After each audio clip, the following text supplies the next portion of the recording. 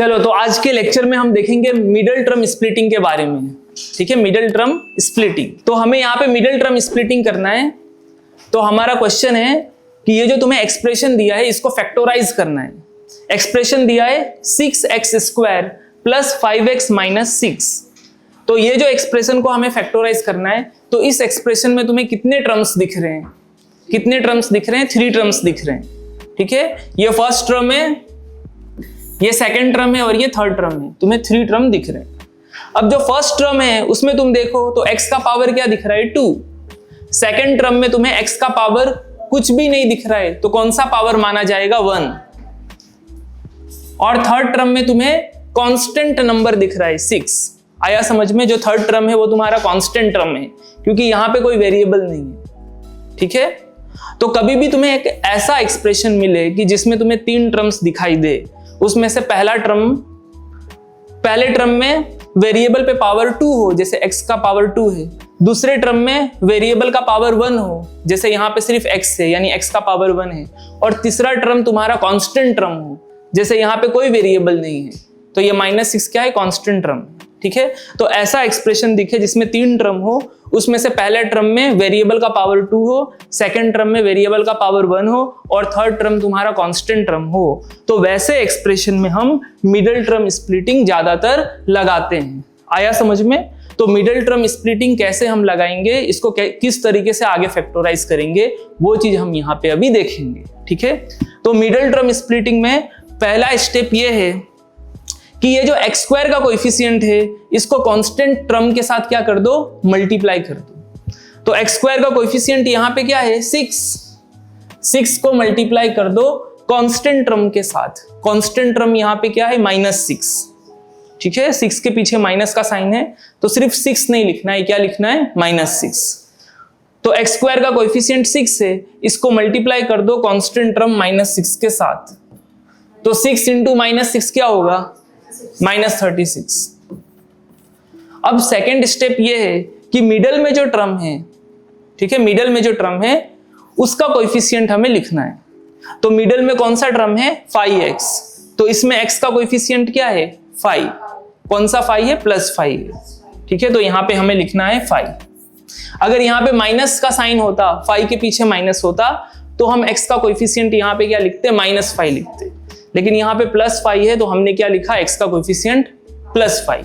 आया समझ में?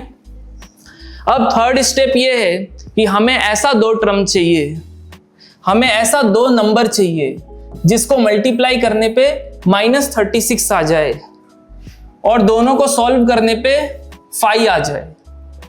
ठीक है, दोनों को सॉल्व करने पे मतलब दोनों को प्लस करने पे या दोनों को माइनस करने पे 5 आ जाए, और वो 2 सेम नंबर को मल्टीप्लाई करने पे -36 आ जाए। आया समझ में? तो वो 2 वैल्यू तुम्हें ढूंढना है। ठीक है, और इसमें जो मेन चीज है वो यही है कि हमें वही 2 वैल्यू ढूंढना है जिसको मल्टीप्लाई करने पे ये आए और सॉल्व करने पे ये आए। ठीक है, मेन काम इसमें हमारा यही है। तो देखो इसमें तुम्हें कैसे लॉजिक लगाना है, तो ध्यान देना। सबसे पहले देखना है कि मल्टीप्लाई करने पे जो चाहिए उसका साइन क्या है, उसका साइन प्लस है कि माइनस है। तो देखो मल्टीप्लाई करने पे जो हमें चाहिए, तो यहाँ पे साइन क्या है? माइनस है, ये -36 है। तो मल्टीप्लाई करने पे माइनस साइन तभी आएगा जब दोनों में से एक प्लस में हो और दूसरा किस में हो? माइनस में। अगर एक प्लस में होगा और सेकेंड माइनस में होगा, तभी ऐसा पॉसिबल होगा कि प्लस इंटू माइनस कौन सा साइन दे दे? माइनस साइन दे दे। अगर हम दोनों को प्लस में रखते हैं तब तो plus into plus plus sign देगा, पर यहां पे तो मुझे माइनस साइन चाहिए। अगर दोनों को माइनस रखते हैं तो माइनस इंटू माइनस भी प्लस साइन देगा, पर यहां पे मुझे क्या चाहिए? माइनस साइन चाहिए। तो इसीलिए ये दोनों कंडीशन तो आएगा नहीं इधर, तो यहां पे ये वाला कंडीशन ही आएगा कि एक प्लस में रहेगा, सेकेंड माइनस में रहेगा, तभी ये पॉसिबल होगा कि plus into minus minus sign दे। आया समझ में ये? तो हमें ये पता चल गया कि जो दोनों वैल्यू है उसमें से एक का साइन प्लस है और सेकंड का साइन क्या है? माइनस है। एक प्लस में है और सेकंड माइनस में है, एक प्लस में है और सेकंड यहां पे क्या है? माइनस में। ठीक है, अब इधर आ जाओ।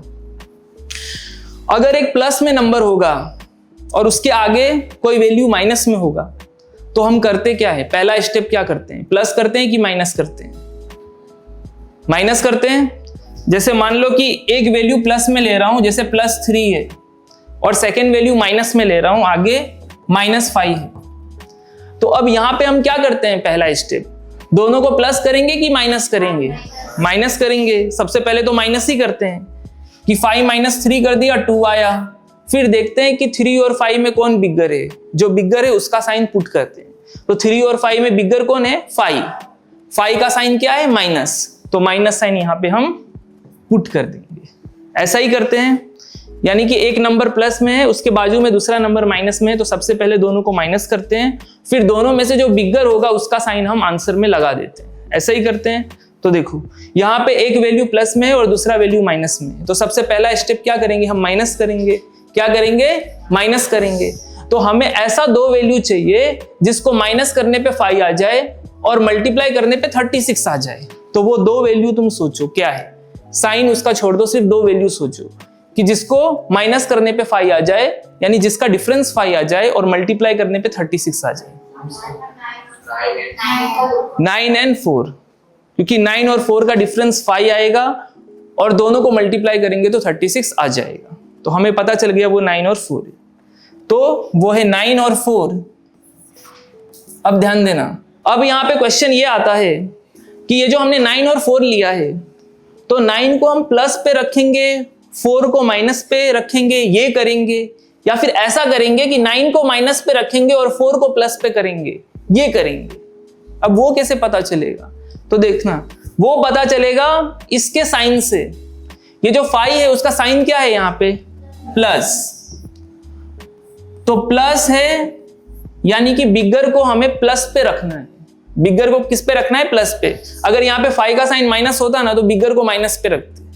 आया समझ में? तो 5 का साइन यहाँ पे प्लस है, यानी बिगर को प्लस पे रखना है। तो 9 और 4 में बिगर कौन है, 9 है, यानी कि 9 को हम किस पे रखेंगे, प्लस पे, और 4 को रखेंगे माइनस पे।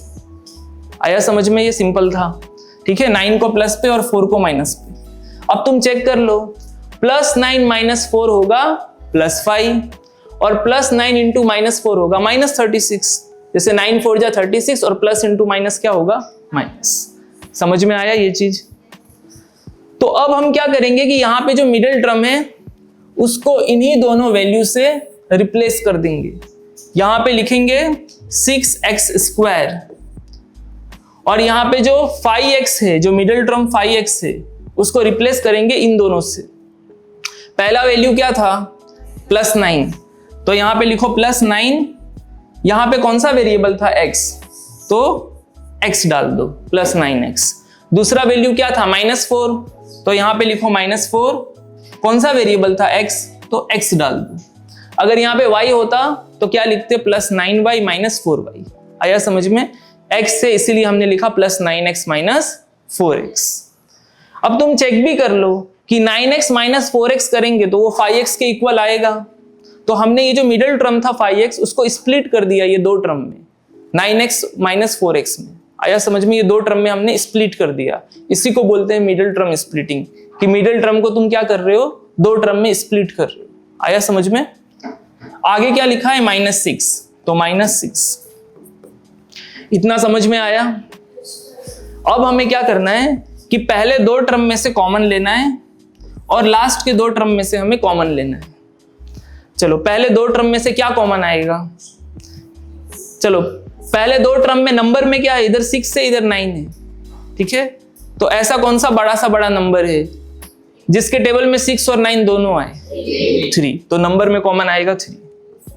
इधर x का पावर 2 है, ठीक है, इधर x है, तो x² और x में से कौन छोटा है, ठीक है, तो जो छोटा है उसको कॉमन लेते हैं वेरिएबल वाले कंडीशन में। इधर x² है, इधर x है, तो x² और x में कौन छोटा है, x, मतलब x जो है वो तो दोनों में है, तो उसको हम कॉमन लेंगे, x को कॉमन ले लो। तो दोनों टर्म में से हमने 3x को कॉमन लिया, तो दोनों टर्म में क्या बचेगा वो हमें लिखना है।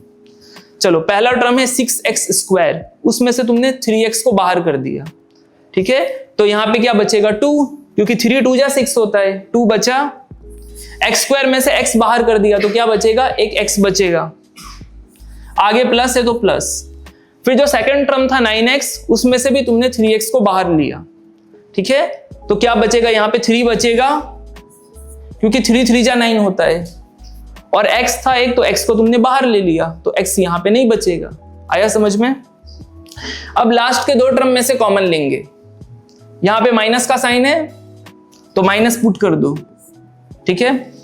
अब इधर 4 है, इधर 6 है, तो ऐसा कौन सा बड़ा नंबर है जिसके टेबल में 4 और 6 दोनों आए? 2। तो नंबर में कॉमन लेंगे 2। यहां पे x है, तो क्या इसके आगे वाले टर्म में x दिख रहा है? नहीं, तो x को कॉमन यहां पे नहीं लेंगे। आया समझ में? तो दोनों टर्म में से कॉमन आया है 2। चलो देखो, 4x में से 2 को कॉमन लिया तो क्या बचेगा? 2x। और ये 6 में से 2 को कॉमन लिया तो क्या बचेगा? 3। अब ध्यान देना कि कभी भी तुम अगर माइनस साइन को बाहर लेते हो तो ब्रैकेट के अंदर आगे वाला जो साइन है वो चेंज होता है। जैसे तुमने माइनस साइन को बाहर लिया है तो ब्रैकेट के अंदर आगे वाला साइन चेंज होगा। आगे यहाँ पे माइनस है तो यहाँ पे क्या आ जाएगा? प्लस। अगर यहाँ पे प्लस होता तो यहाँ पे क्या लेते? माइनस। ठीक है, चाहो तो तुम चेक भी कर लो कि माइनस इंटू प्लस करोगे तभी इधर माइनस आएगा ना, और इधर माइनस ले लेते तब तो माइनस इंटू माइनस प्लस हो जाता, जबकि यहाँ पे माइनस। आया समझ में ये कि माइनस साइन को तुमने कॉमन लिया है तो ब्रैकेट के अंदर आगे वाला साइन चेंज हो जाएगा, ये हमेशा याद रखना। आया समझ में ये? चलो देखो, अब ये कॉमन लेने का हमारा मेन जो टारगेट है वो ये रहता है कि ये दोनों ब्रैकेट में सेम एक्सप्रेशन आए। जैसे यहाँ पे 2x प्लस 3 है तो यहाँ पे भी 2x प्लस 3 ही आए। अगर दोनों ब्रैकेट में सेम एक्सप्रेशन नहीं आया तो हम इसके आगे नहीं बढ़ सकते। ठीक है, हमें कॉमन इस तरीके से ही लेना है कि दोनों ब्रैकेट में सेम एक्सप्रेशन आए। तो यहाँ पे दोनों ब्रैकेट में सेम एक्सप्रेशन आया, इधर 2x प्लस 3 है, इधर भी 2x प्लस 3 है। अब ये 2x प्लस 3 को ये दोनों पार्ट में से बाहर कर दो, यानी ये पूरे में से कॉमन ले लो। आया समझ में? चलो, तो पहले पार्ट में से 2x प्लस 3 बाहर लिया तो पहले पार्ट में क्या बचेगा? 3x। फिर माइनस दूसरे पार्ट में से 2x प्लस 3 को बाहर लिया तो दूसरे पार्ट में क्या बचेगा? 2। ठीक है, तो हमारा आंसर आ गया 2x plus 3 into 3x minus 2। आया समझ में कि मिडल टर्म स्प्लिटिंग कैसे करते हैं? आया समझ में ये? अभी मैं एक क्वेश्चन दूंगा, ठीक है, तो उसे तुम्हें बोर्ड पे करना पड़ेगा। ठीक है, चलो जो नेक्स्ट क्वेश्चन है वो है 2x square plus 7x plus 3। इसको हमें फैक्टराइज करना है यूजिंग मिडिल टर्म स्प्लिटिंग। ठीक है, कौन करेगा ये? ठीक है, तुम आ जाओ।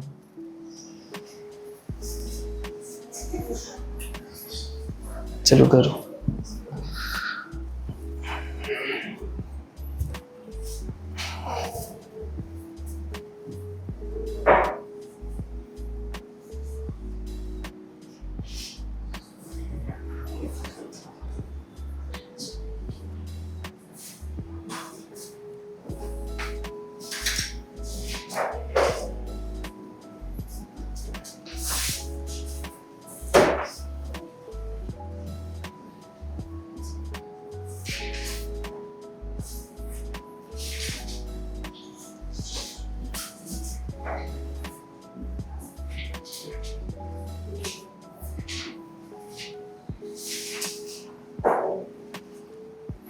चलो वेरी गुड।